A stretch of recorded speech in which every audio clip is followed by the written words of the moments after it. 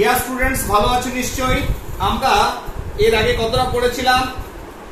আমরা পড়েছিলাম বার্লো চক্র। তা বার্লো চক্র বিষয়টাতে কি ছিল, কি বুঝতে পেরেছি আমরা বুঝতে পেরেছি। আমরা এখানে লিখে রেখেছি, দেখো আগের থেকে। এবার এখানে দু তিনটে পিকচার আছে, ডায়াগ্রাম আছে একটু বড়। ন্যাচারালি সেটাকে আমি সময় নিয়ে পজ করে আমি এঁকে নেবো, তারপর বোঝাবো। এটা যেমন এঁকে রেখেছি। ফ্লেমিং এর এটা হচ্ছে কোন পার্ট? অষ্টম পার্ট মোস্ট প্রবাবলি, চলতরিত। তা বার্লো চক্রতে কি শিখেছি? তড়িৎ শক্তি একটা চুম্বক ক্ষেত্রের ভেতর রেখেছিলাম, ঠিক।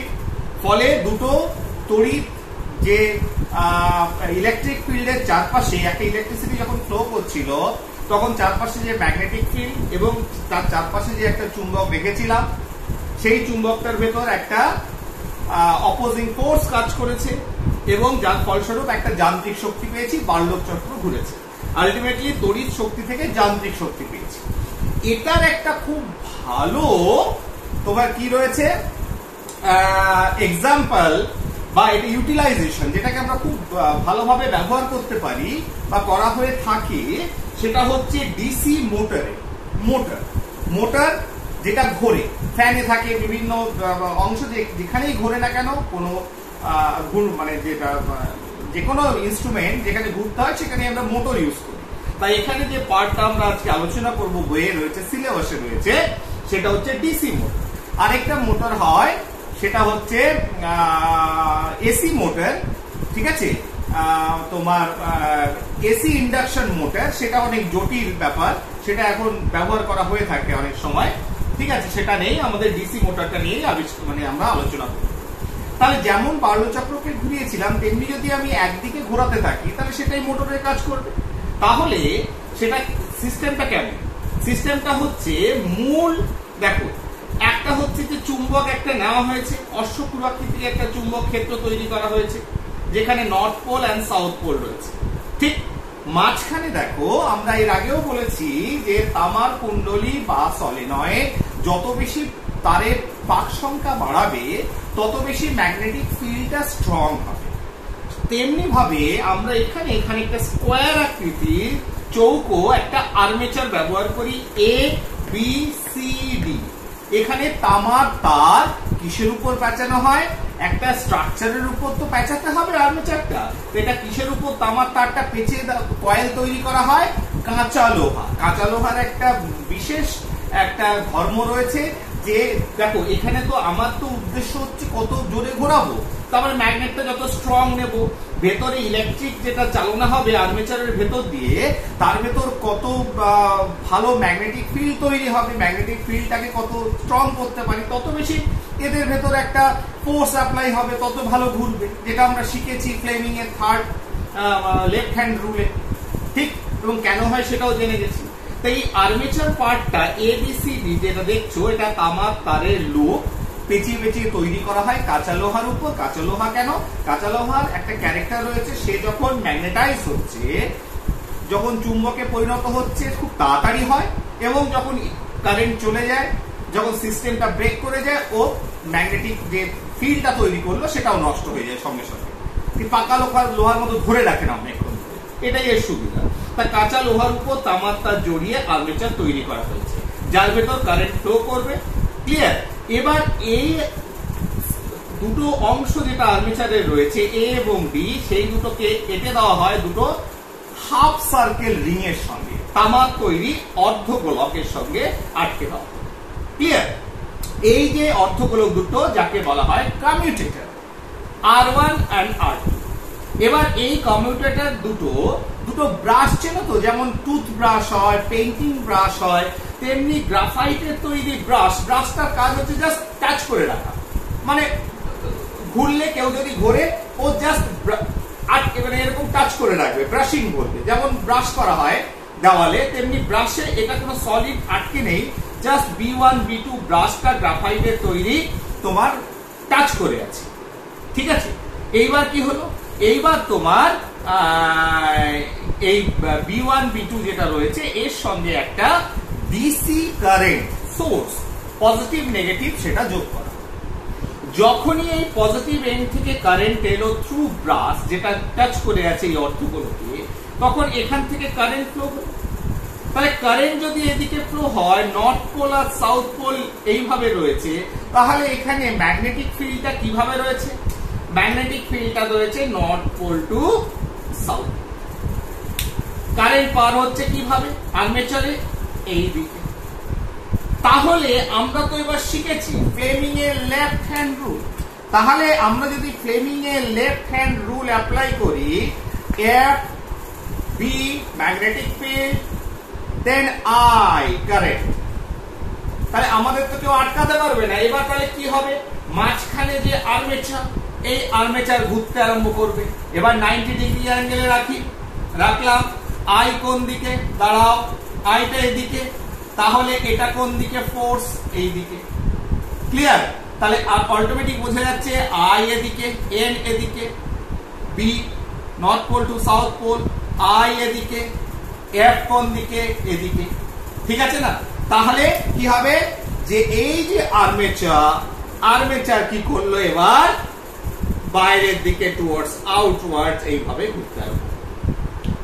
ক্লিয়ার? ঘুরলো। তাহলে এই এন্ডটা কি এন্ড হলো? Positive and.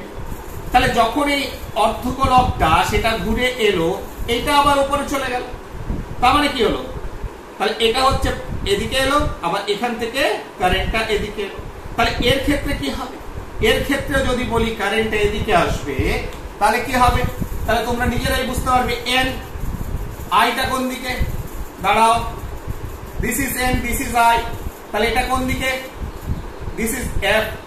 এন, আচ্ছা এটা কোথায় ছিল? সরি,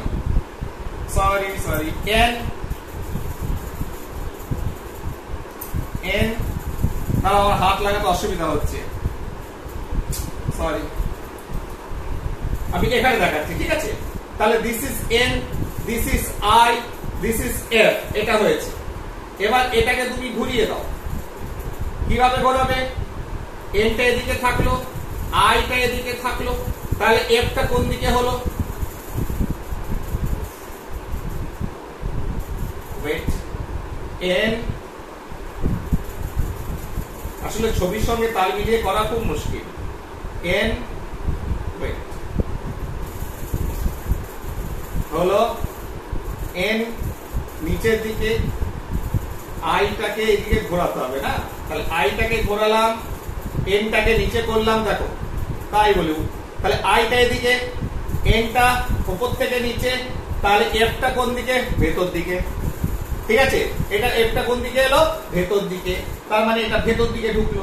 তাহলে এটা এইভাবে ঘুরছে, ওটা ভেতর দিকে ঘুরছে।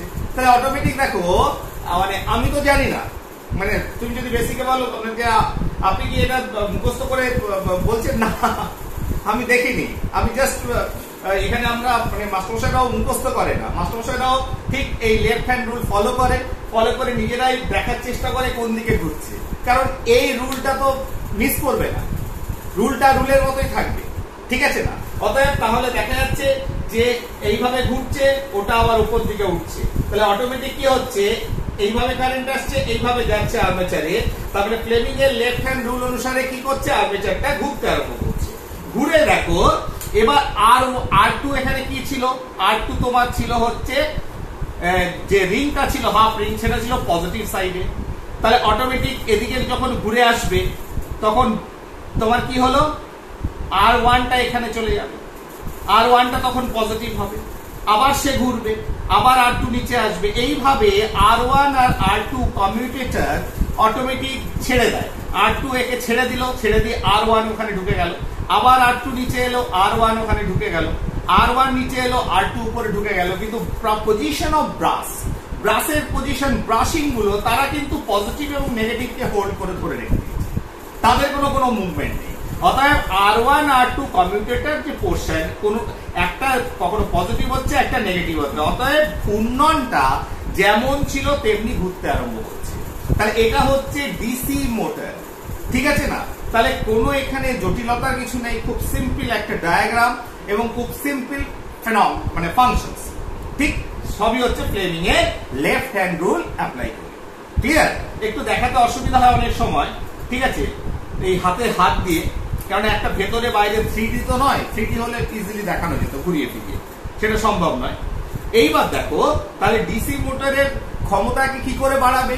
এক হচ্ছে অশ্বক্ষুরাকৃতির চুম্বক এই বাইরে আউটসাইড ম্যাগনেটিক ফিল্ডটাকে বাড়ালে, প্রবাহ মাত্রা বাড়ালে, তামার তারের পাক সংখ্যা যত বাড়াবে তত এর ম্যাগনেটিক ফিল্ড তারের বেশি হবে, তত বেশি এদের ভিতর ফোর্স বেশি হবে, প্রবাহের গতি বেশি হবে, তত বেশি জোরে ঘুরবে। আরেকটা জিনিস মাথায় রাখতে হবে যে এখানে আমরা কি কারেন্ট পাঠিয়েছি? পজিটিভ থেকে নেগেটিভ এন্ডে কারেন্ট এসছে, তার মানে একমুখী প্রবাহ। এটাকে ইংরেজিতে বলে এসি কারেন্ট।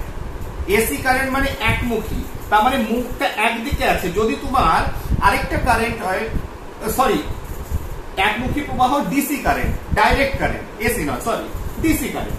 তাহলে এখানে কি কারেন্ট পাঠিয়েছি? ডাইরেক্ট কারেন্ট, একমুখী প্রবাহ, সবসময় পজিটিভ থেকে নেগেটিভে একই দিকে মুভমেন্ট হচ্ছে, একই দিকে ঘুরছে। যদি আরেক কারেন্ট দু ধরনের হয়, ফ্লো অফ কারেন্ট, কারেন্টের যে ফ্লোটা দু ধরনের হয়। একটা হচ্ছে ডিসি কারেন্ট, একমুখী প্রবাহ, সবসময় একদিকেই প্রবাহিত হবে। আরেকটাকে বলা হয় পরিবর্তী প্রবাহ বা অল্টারনেটিভ কারেন্ট, এসি কারেন্ট। এটা আমি এখনই বলছি, আগে এটাকে ডেমনস্ট্রেট করে নিই তারপরে। এসি কারেন্টের কি হয়? এসি কারেন্টে তোমার ফ্লো অফ কারেন্ট চেঞ্জ হতে থাকে। কিরকম? তোমার সময়ের সঙ্গে সঙ্গে, এটা তো বুঝতে পেরেছো, এটা আর বলা দরকার নেই। দেখো এক কারেন্ট দু ধরনের হয়, একটা হচ্ছে একমুখী ডিরেক্ট কারেন্ট ডিসি, আর দু নম্বর হচ্ছে পরিবর্তী প্রবাহ অল্টারনেটিং কারেন্ট। ডিসি মানে একদিকে ফ্লো হচ্ছে, পজিটিভ টু নেগেটিভ। আর যদি এসি কারেন্ট হয়, এসি কারেন্ট মানে ফ্লোটা একবার এখানে একবার এদিকে, মানে সবসময় তার পরিবর্তন করছে, কি দিক পরিবর্তন করছে, প্রবাহের অভিমুখের পরিবর্তন করছে। তার মানে তার পোটেনশিয়ালের পরিবর্তন ঘটাচ্ছে সবসময়, পজিটিভ নেগেটিভ, পজিটিভ নেগেটিভ। তাহলে জেএমটা পজিটিভ, সঙ্গে সঙ্গে নেগেটিভ, আবার পজিটিভ, আবার নেগেটিভ। তাহলে এরকম যদি চলতে থাকে, ন্যাচারালি আমরা জানি উচ্চ বিভব পজিটিভ এন্ড থেকে নেগেটিভ এন্ডে কারেন্ট ফ্লো হয়। ন্যাচারালি বারে বারে তার অভিমুখ পরিবর্তন করবে, সেটাকে বলা হয় অল্টারনেটিং কারেন্ট। তাহলে এখানে যদি আমি সোর্স থেকে এসি প্রোভাইড করি, তাহলে কি হবে? তাহলে যেভাবে প্রবাহিত হচ্ছে, যে মুখে ঘুরছে এই দিকে, বাইরের দিকে চাপ পেয়েছে এই দিকে যাচ্ছে, ওটা ভেতর দিকে ঢুকছে, তাহলে তুমি সঙ্গে সঙ্গে যদি প্রবাহ মুখ পরিবর্তন হয়, তাহলে ঠিক উল্টো ঘটনাটা ঘটবে, যেটা বাল্য চক্রের ক্ষেত্রে দেখেছিলাম। ভেতর দিকে ঢুকবে ওপরে এন্ডটা, তাহলে বাইরের দিকে যাচ্ছে ভেতর দিকে আসছে, বাইরের দিকে যাচ্ছে ভেতর দিকে আসছে, তাহলে কি আলটিমেটলি মোটরটা ঘুরবে না। তাই এসি কারেন্ট অ্যাপ্লাই করলে এই ধরনের স্ট্রাকচার মোটরে যদি থাকে, তো এই মোটর কিন্তু ঘুরবে না। কারণ এই ক্ষেত্রে অবশ্যই ডিসি সাপ্লাই করতে হবে। তাহলে এসি মোটর কি আবিষ্কৃত হয়েছে? হ্যাঁ, এসি মোটর আবিষ্কৃত হয়েছে। তোমার সেটাকে বলা হয় এসি, তোমার এসি কি বলা হয়? AC induction motor. তার স্ট্রাকচার আমরা বেশ জটিল আর কি স্ট্রাকচারটা, ঠিক আছে? AC induction motor. আর এই ধরনের মোটর যদি লাগিয়ে দেওয়া হয়, কারেন্ট যদি এসি থাকে, তাহলে কি চলবে? চলবে না। তাহলে সেক্ষেত্রে রেকটিফায়ার, ইনভার্টার, এরকম কিছু যন্ত্র আছে, সেই যন্ত্রগুলো দিয়ে এসিটাকে ডিসি করে সাপ্লাই দিয়ে আবার ডিসিটাকে এসি করতে হবে।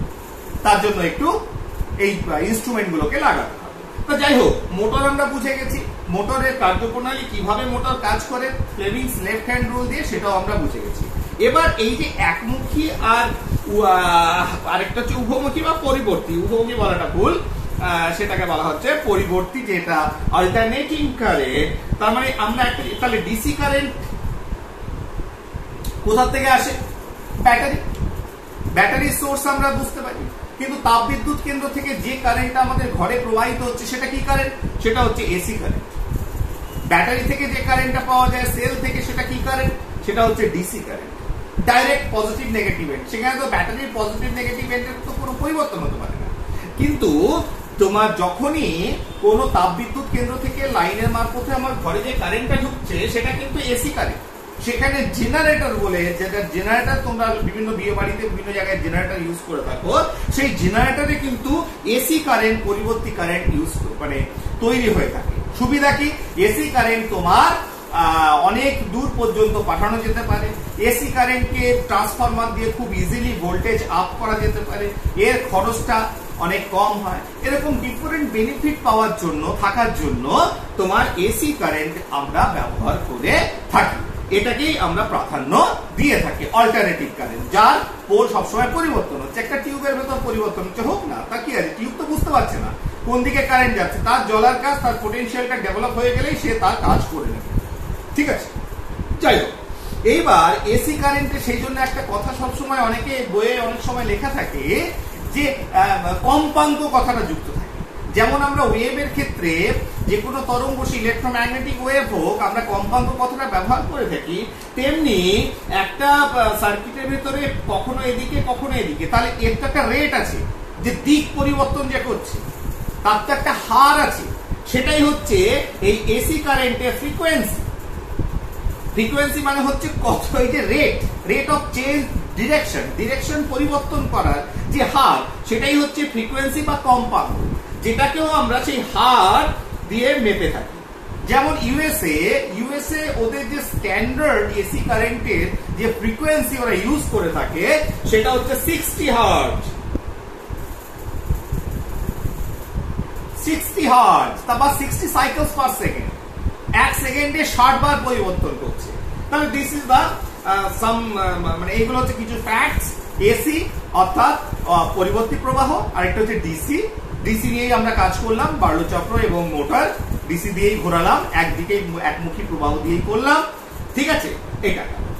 এরপরে নেক্সট আরেকটা পার্ট আজকেই করতে হবে আমরা, এবং আর বলে দিই যে দেখো আমরা মোটামুটি শেষ করে ফেলেছি চলতড়িৎ, আজকেই মোটামুটি শেষ করে নেব। তারপরে যেটুকু পড়ে থাকবে ওটা তোমরা নিজেরা পড়ে নিতে পারবে, কিছু নেই তার ভিতরে। ঠিক আছে, এরপর একটা ইন্টারেস্টিং পার্টে আমরা আসবো, সেই জিনিসটা হচ্ছে তড়িৎ চুম্বক আবেশ।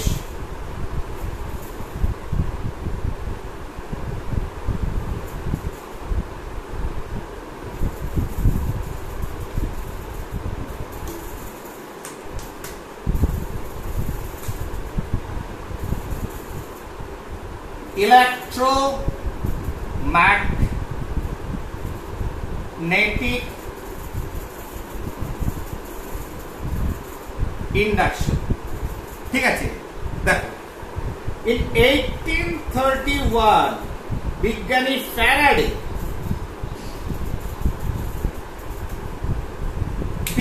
ফ্যারাডে একটা অদ্ভুত জিনিস তার এক্সপেরিমেন্টের সাহায্যে একটা মানুষের সামনে, সবার সামনে, পৃথিবীর সামনে তুলে নিয়ে এলেন। বলে আমরা তো একদিন জেনেছি যে ম্যাগনেটিক ফিল্ডের ভেতরে যখন কোনো তড়িৎ প্রবাহ হবে তখন একটা সেখান থেকে একটা ফোর্স আমরা পেতে পারি, বল আমরা পেতে পারি, তড়িৎ প্রবাহের একটা গতি আমরা পেতে পারি, এবং আমরা সেই তড়িৎ শক্তিকে যান্ত্রিক শক্তিতে পরিবর্তন করতে পারি। এইবার যান্ত্রিক শক্তিকে কি তড়িৎ শক্তিতে পরিবর্তন করা যায়? তাহলে প্রশ্নটা হচ্ছে যান্ত্রিক শক্তি, ঠিক উল্টোটা, যান্ত্রিক শক্তিকে কি তড়িৎ শক্তিতে পরিবর্তন করা যায়? এই জিনিসটাই আমরা এখানে আলোচনা। বিজ্ঞানী ফ্যারাডে তিনি কি করলেন, তিনি দেখলেন যে, কি দেখলেন, এটা মুছে দিব। তিনি দেখলেন একটা চুম্বক, দিস ইজ নর্থ পোল। বোঝার চেষ্টা করো, হ্যাঁ, এবার একটু মাইন্ডটা কনসেন্ট্রেট করো। একটু হালকা জিনিস পড়লাম, মোটরটা কোনো অসুবিধা নেই, বার্লো চক্রের সঙ্গে একই রকম। তাহলে একটা ম্যাগনেটে কি রয়েছে, ম্যাগনেটের একটা ম্যাগনেটিক ফিল্ড হয়। ঠিক আছে,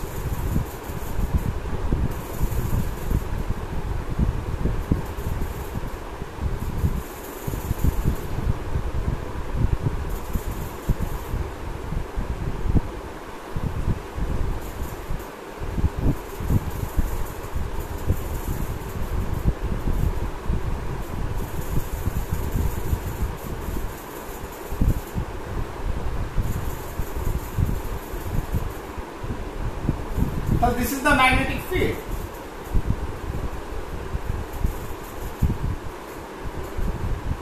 তাহলে একটা ম্যাগনেটের ম্যাগনেটিক ফিল্ড রয়েছে। এবার এই ম্যাগনেটিক ফিল্ডে,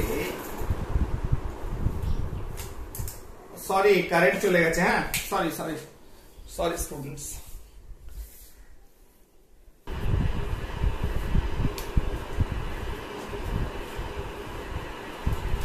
সরি কারেন্ট চলে গেছিল। হ্যাঁ, তাহলে এই ম্যাগনেটিক ফিল্ডে যদি কোনো একটা বদ্ধ কুণ্ডলী আনি, বদ্ধ কুণ্ডলী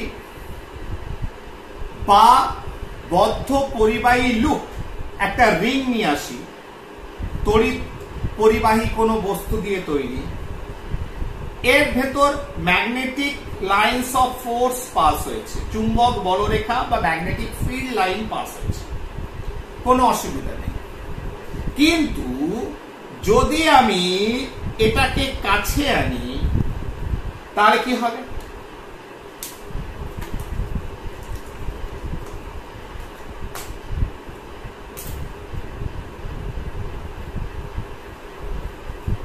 তাহলে এটাকে যদি কাছে আনি, এদিকে চুম্বক বলরেখার সংখ্যার পরিবর্তন হয়েছে। এখানে যে পরিমাণ, যখন রিংটা এখানে ছিল, যে পরিমাণ বলরেখা এই রিং এর ভেতর পাস হয়েছে, চুম্বকটাকে, রিংটাকে যদি কাছে আনি, চুম্বক বলরেখার পরিবর্তন হয়েছে, বেশি পরিমাণ বলরেখা প্রবেশ করেছে রিং এর ভেতর দিয়ে। তাই এইভাবে যদি কন্টিনিউ করতে থাকি তাহলে দেখা যাবে যে যান্ত্রিক কাজ করছি, যান্ত্রিক শক্তি নাড়াচ্ছি, চুম্বক বলরেখার পরিবর্তন করছি, এই লুপের ভেতর একটা তড়িৎ ইএমএফ, তড়িৎ চালক বলের সৃষ্টি হবে, অর্থাৎ তড়িৎ পরিবহন শুরু হবে। অদ্ভুত জিনিস, ঠিক আছে? তাহলে বিজ্ঞানী ফ্যারাডে দেখালো যে যদি কোনো একটা ক্লোজড রিং, ক্লোজড কয়েল, ঠিক বদ্ধ লুপের ভেতর দিয়ে, বদ্ধ কুণ্ডলীর ভেতর দিয়ে চুম্বক বলরেখার পরিবর্তন করা যায়, তাহলে তার মধ্যে একটা তড়িৎ চালক বল সৃষ্টি হয়। ইট মে বি এরকম বা উল্টো দিকে, that is not the matter. তাহলে কি তৈরি হলো?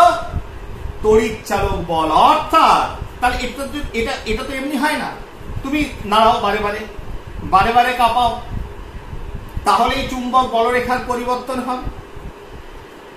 ঠিক, চুম্বক বলরেখা ইংরেজিতে বলে ম্যাগনেটিক ফিল্ড লাইন। আরেকটা কথা আছে, চুম্বক বলরেখার সঙ্গে সঙ্গে বইতে আছে, দেখবে চুম্বক প্রবাহ, ইংরেজিতে বলে ম্যাগনেটিক ফ্লাক্স। সেটা কি জিনিস এখন জানার বিষয় নয়, সেটা এই ম্যাগনেটিক ফিল্ড লাইন্স এবং তার সঙ্গে এই লুপের ভেতরে যে সারফেস একটা ভেক্টর রয়েছে তার একটা ডট প্রোডাক্ট। এইভাবে আমরা ফ্লাক্স বার করি, দরকার নেই জানার।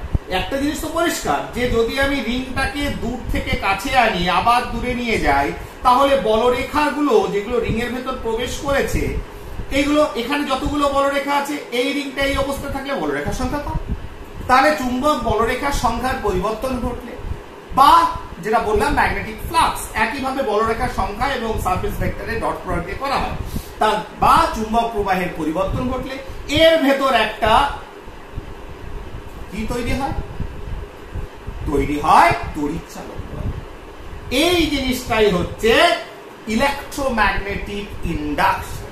এই বলটা, তড়িৎ চালক বলটা কি আবেশিত, আবেশ হয়েছে, ইনডিউসড হয়েছে, তাই বলে ইলেকট্রোম্যাগনেটিক ইন্ডাকশন। ঠিক আছে? তাহলে তিনি কি দেখলেন? তিনি দেখলেন যে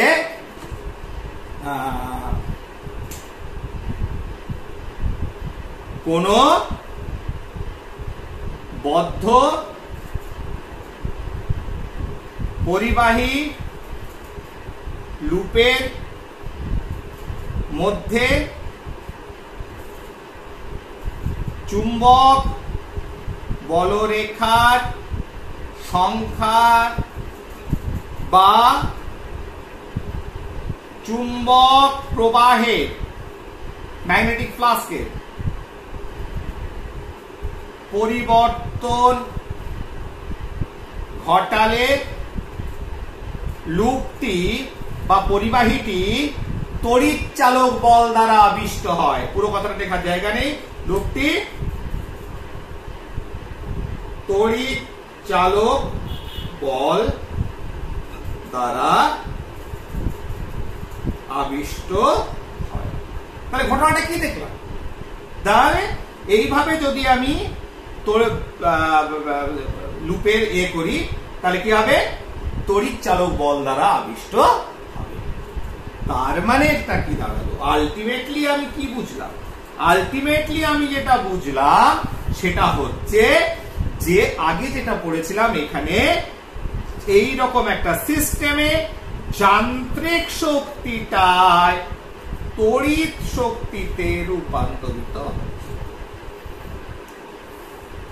যান্ত্রিক শক্তিটা কোন শক্তিতে রূপান্তরিত হলো, তড়িৎ শক্তিতে রূপান্তরিত। ক্লিয়ার? এইবার দেখো এখানে একটা বেশ ইম্পর্টেন্ট রয়েছে, সেটা হচ্ছে তাহলে যান্ত্রিক শক্তি থেকে আমি একটা তড়িৎ শক্তি পেলাম, কিভাবে পেলাম, চুম্বক বলরেখার সংখ্যা বা চুম্বক প্রবাহের পরিবর্তন হচ্ছে। তাই এটা তো আরেকভাবে করা যেতে পারে। কিভাবে করা যেতে পারে, যে ধারে কাছে এইভাবে যদি আমি মুভমেন্ট না করি, যদি আমি এরকম করাই,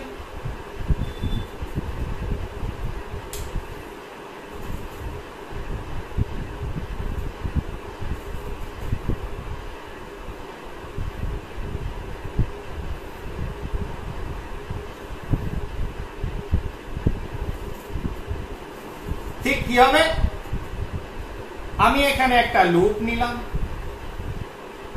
ক্লিয়ার? এই লুপটাকে অক্ষ বরাবর আমি ঘোরালাম, রোটেট করালাম, তাহলে তো হবে। যখনই আমি রোটেট করাচ্ছি লুপটাকে, সেটা maybe clockwise maybe anti clockwise, তাহলে যখনই একে ঘোরাবো তখনও তো একই জিনিস পাবো। সেটা আমার কাছে ইজি। কোনোভাবে যদি ওটাকে ধারে কাছে আনতে হয় মেশিনে, তার থেকে ইজি কি হবে, আমি যদি ওটাকে একটা অ্যাক্সেলের উপর দাঁড় করিয়ে ঘোরাই, তাহলে এই রিংটাকে যদি ঘোরানো হয় তাহলেও চুম্বক প্রবাহ, চুম্বক বলরেখা বা চুম্বক প্রবাহের পরিবর্তন ঘটবে। ঘটলে কি হবে, তার ভেতর একটা ইএমএফ তৈরি হবে। কি হবে, ইএমএফ তৈরি হবে। ইট মে বি লাইক দিস, কি কোন দিকে প্রবাহ হবে আমি জানি না, কিংবা উল্টো দিকে হবে। তাহলে হয় এদিকে প্রবাহিত হবে, না হলে এদিকে, কোনো একদিকে তড়িৎ প্রবাহ সৃষ্টি হবে, ইএমএফ তড়িৎ চালক বলের সৃষ্টি হবে। ঠিক? তাহলে এই যে ঘটনাটা তিনি বললেন সবার সামনে, এটাই আমরা ফ্যারাডের সূত্র হিসেবে চিনে থাকি। ফ্যারাডের সূত্র, ঠিক আছে, যেখানে আমরা ফ্যারাডের ফার্স্ট ল এবং ফ্যারাডের দ্বিতীয় সূত্র বলব, এবং তার সঙ্গে আরেকটা তৃতীয় সূত্র রয়েছে, যেটা ঠিক ফ্যারাডের তৃতীয় সূত্র নয়, যেটা বিজ্ঞানী ফ্যারাডে বলে যাননি। সেই ঘটনার সাক্ষী ছিলেন, সেই ঘটনাটা নিয়ে কাজ করেছিলেন বিজ্ঞানী লেঞ্জ। সেই বিজ্ঞানী লেঞ্জে একটা সূত্র রয়েছে, জাস্ট এই ঘটনাটা, কিছুই নয়, যে তুমি বদ্ধ লুপের ভেতর চুম্বক বলরেখা বা প্রবাহের পরিবর্তন ঘটলে তার ভেতর তড়িৎ চালক বল সৃষ্টি হবে। যতক্ষণ পরিবর্তন চলবে ততক্ষণ আবিষ্ট তড়িৎ চালক বল সৃষ্টি হবে। তাহলে এই তড়িৎ চালক বলটা আমি শুধু তড়িৎ চালক বল বলবো না, ইনডিউসড কারেন্ট বলবো। ইনডিউসড কারেন্ট, এই কথাটা মাথায় রাখবে। আবিষ্ট, আবিষ্ট হয়েছে, ইনডিউসড হয়েছে, তাহলে এখানে এই ইএমএফটা ইনডিউসড ইএমএফ। তাহলে এটা তো সূত্রটা আমার সামনে চলে এলো। আরেকটা কি হচ্ছে, যত বেশি ঘোরাবো অর্থাৎ যত বেশি পরিবর্তন হবে, তাহলে আবিষ্ট তড়িৎ চালক বলের মান কিসের উপর নির্ভর করছে, চুম্বক বলরেখা বা চুম্বক প্রবাহের পরিবর্তনের হারের উপর। This is the second law. ঠিক আছে না? তাহলে আমরা দুটো ল পেয়ে গেলাম, দরকার পড়লে আমি লিখে দিচ্ছি। তবে আজকে এই পার্টটা এখানে শেষ করছি, আবার নেক্সট পার্টে হয়তো করতে হবে। আমি সময়টা দেখে নিই, ঠিক আছে? সময়টা না, এখনো সময় হয়নি, চলো আমি করে দিচ্ছি। তাহলে কি হচ্ছে, তাহলে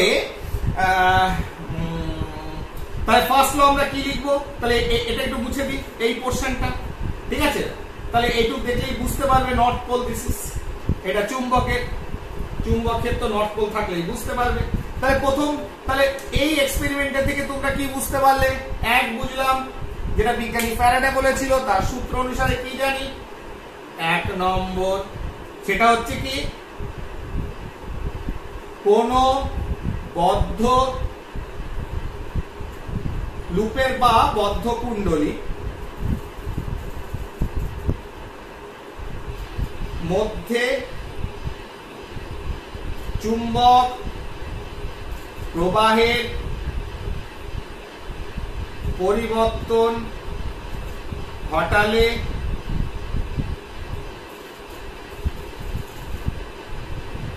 কুণ্ডলীটি তড়িৎ চালক বল দ্বারা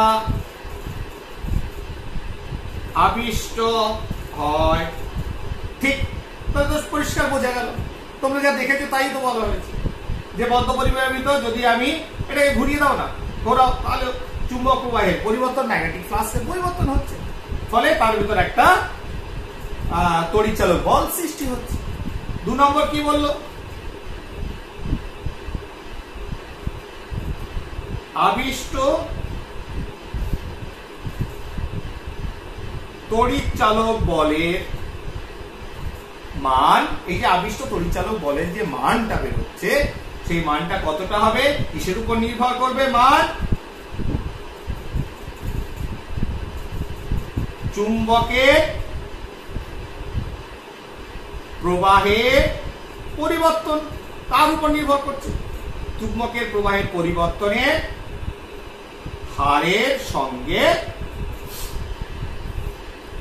সমানুপাতিক, অর্থাৎ যত বেশি পরিবর্তন করবে, অর্থাৎ যত জোরে ঘোরাবে কিংবা যত ধারে কাছে আনবে তত প্রবাহের পরিবর্তন হবে, ম্যাগনেটিক ফ্লাক্সের পরিবর্তন হবে, তত বেশি তড়িৎচালক বলের সৃষ্টি হবে, তত বেশি তার মান বাড়বে। কিসের মান?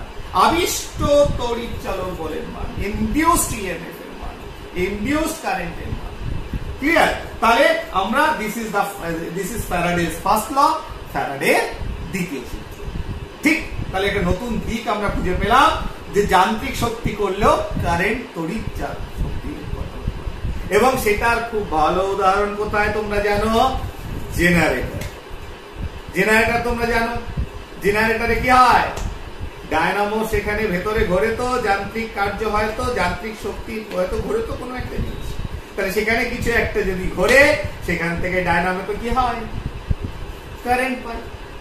আগেকার দিনে সাইকেলের পেছনে ডায়নামো লাগানো থাকতো, চাকা ঘুরতো, তার সঙ্গে তোমার একটা অ্যাক্সেল থাকতো, সেটা ঘুরতো, ঘুরলে কি হতো? আমরা এখানে সামনে আলো জ্বলে উঠতো, তড়িৎ শক্তি উৎপন্ন। তার মানে আমরা জেনারেটরের যে কনসেপ্ট, যেখানে যান্ত্রিক শক্তি থেকে তড়িৎ শক্তি উৎপাদন করা হয়, তার ধারণা কে দিয়ে গেছিল? বিজ্ঞানী ফ্যারাডে দেখিয়ে গেছিল কিভাবে তড়িৎ চুম্বক আবেশের সাহায্যে, ইলেকট্রোম্যাগনেটিক ইন্ডাকশন। ঠিক আছে, এবার এর সঙ্গে সঙ্গে আরেকটি সূত্র আছে যেটাকে আমরা বলি লেঞ্জের সূত্র। সেটা কি জিনিস? আচ্ছা, মনে হচ্ছে সময় হয়ে গেছে, আমরা লেঞ্জের সূত্রটা এর পরের পার্টে আমরা আলোচনা করি। ঠিক আছে, বেটার হবে।